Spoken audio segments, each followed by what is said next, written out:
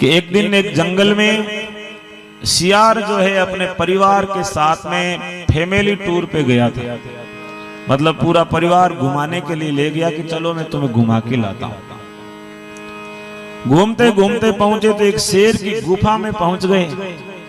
रात्रि को विश्राम लेना था। सियार ने कहा कि चलो इस गुफा के अंदर हम लोग विश्राम कर लें। लेकिन गुफा में जैसे ही गए तो शेर के पंजे बने हुए थे। जैसे शेर के पंजे देखे तो उसके जो सियार के गीदड़ के घर वाली थी उसने कहा कि यह मामला खतरे से खाली नहीं है और कहीं हमारा ये आखिरी भ्रमण ही नहीं हो जाए, इसलिए यहाँ रुकना ठीक नहीं है, दूसरी जगह रुकेंगे। अब आदमी जो है दूसरों के सामने तो अपने आप को कमजोर मान भी सकता है, लेकिन पत्नी के सामने अपनी कमजोरी स्वीकार नहीं करता है। उसने कहा कि कुछ भी हो जाए रुकेंगे तो यही। उसने कहा मान लो। बोले देख आज तू मेरी बुद्धि मता देख, मैं शेर से भी पंगा ले लूंगा, यदि शेर भी आया तो उसको भी भगा दूंगा।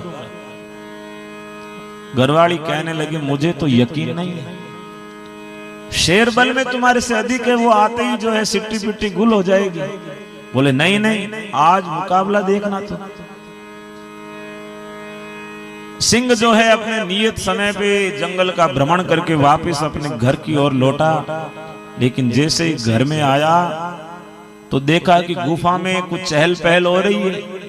शेर ने कहा ऐसा कौन है जो मेरे घर में प्रवेश किया है? गो की मौत आवे ना बा भीला की बाढ़ में बढ़े, कहावत है नहीं। और आखी की मौत आई जो को मेरे घर में आर कब्जो कियो है। लेकिन शेर के भी मन में डर हुआ कि भाई तेरे घर में बढ़ियो ना हो सके कोई सवा शेर हुए, कोई तेरे से बड़ा भी तो हो सकता है। उसने अंदर जाकर के देखा तो सियार है वो उल्टा लटका हुआ है, शीर्षासन लगाए हुए। शेर ने बड़े गौर से देखा कि ऐसा जिंदावर तो पहले कभी जंगल में देखा ही नहीं, ये तो कोई नई वैरायटी है। लगता है कोई सैलानी भ्रमण करने के लिए आया है और अब ये मेरे से ताकत में ज्यादा है या कम है इस बात का तो कोई अंदाजा नहीं है, क्योंकि पहली बार मुकाबला हुआ है। उनकी पूरी प्लानिंग थी। इतनी देर में सियार के बच्चे रोने लगे। बच्चे रोने लगे तो उसने जोर से आवाज लगाई कि क्यों रो रहे हैं बच्चे, इनको चुप करो। घरवाली कहने लगी बच्चे रो रहे हैं कि आज हम शेर का मांस खाएंगे। शेर के कान खड़े हो गए कि मेरा मांस खाएंगे, ऐसे कौन हो सकते हैं? उसने कहा सुबह तो सिंह का मांस ला करके दिया तो उससे पेट नहीं भरा। बोले नहीं ये कह रहे हैं अब ताजा और पकड़ के लाओ। उसने कहा थोड़ी देर रुको मैं पता करता हूं, कोई आएगा तो हम पकड़ लेंगे। शेर ने कहा चलो यहां से भागने में भलाई है। शेर वहां से वापस जाने लगा। शेर जब वापस गया तो रास्ते में देखा एक बंदर जो है पेड़ के ऊपर बैठा था। बंदर ने सोचा रे आज तो मामला सारा गड़बड़ हो गया, शेर वापस जा रहा है और वो भी धोखे में आ गया, जंगल का राजा। उसने कहा कि जंगल के राजा सुनो मेरी बात, देखो हालांकि मेरा और आपका कोई मुकाबला नहीं है, लेकिन एक कवि की रचना है कि समन पराए खेत में देख दाख खर खाए, हमरा कुछ बिगड़ा नहीं पर असया सया न जाए। एक आदमी जोड़े के साथ में अपनी पत्नी के साथ जंगल से गुजर रहा था। रास्ते में देखा कि एक अंगूर का बाग था और उसमें गधा चल रहा था बड़ी मस्ती के साथ। उसने लट उठाया और आओ देखा ना ताओ गधे को अंगूर के बाग से बाहर निकाल दिया। तब उसके घरवाली ने पूछा कि भाई थारे कोई गधे हूं आगू ला रहे हो, कोई बेर है वो खेत थारे रिश्तेदार को है, इन्हें बेचारे ने चरण क्यों नहीं दियो? तब उसने कहा कि समन पराए खेत में देख दाख खर खाए, खेत पराया है लेकिन आंखों के सामने देखते हुए दाख अंगूर कौन खा रहा है? गधा।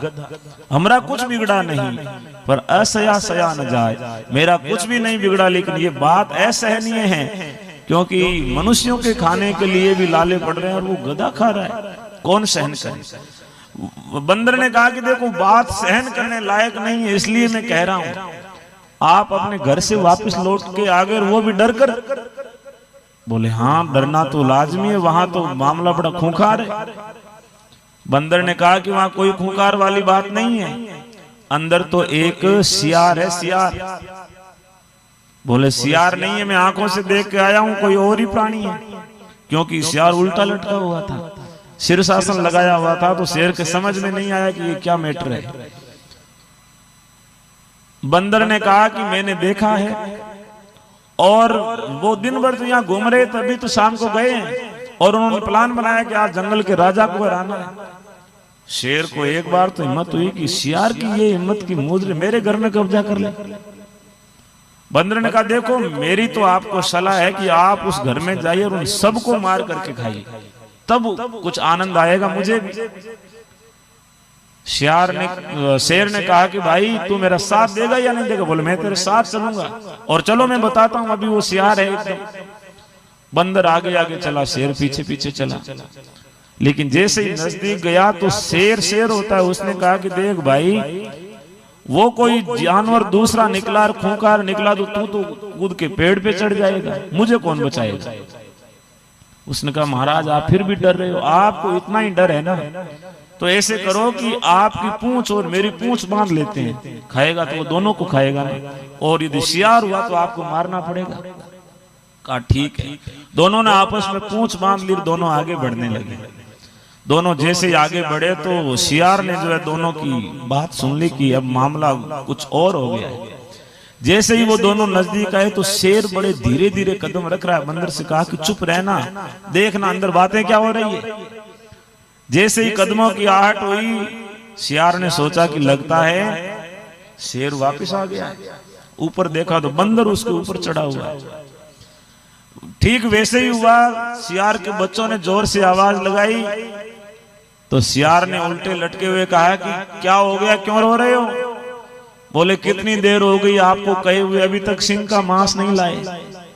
तो शियार कहता है थोड़ी देर रुक जाओ, मैंने एक बंदर को भेजा है और वो अभी शेर को लेके आ ही रहा होगा, बस आ जाए, उसके बाद में देखते हैं हम दोनों की खैर नहीं। अब शियार तो शेर से डर रहा है, बंदर डरने लगा फिर शेर से। बंदर ने सोचा कि अब इस शेर को कौन समझाएगा कि मैं तेरे को क्यों लेके आया हूं। बंदर आगे शेर पीछे, दोनों भाग गए।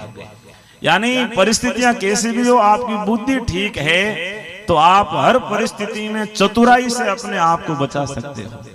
इसलिए व्यक्ति को जीव की जो कीमत है वो उसकी बुद्धि से है। जितना अधिक हम बौद्धिक विकास करेंगे उतना ही ज्यादा हम हर परिस्थितियों से लड़ने की क्षमता हमारे भीतर आएगी। जीवन में सबके विषम परिस्थितियां आती है, संकट आते हैं, हानि लाभ आता है, यश अपयश आता है, लेकिन हर परिस्थिति में विवेक से इस्तेमाल करें तो आप में बल भले ही कम हो, आप अपने विवेक से हर परिस्थिति पे विजय प्राप्त कर सकते हैं। तो विवेक से शियार ने जो है सिंह के ऊपर विजय प्राप्त कर ली। यद्यपि वो नगर का राजा है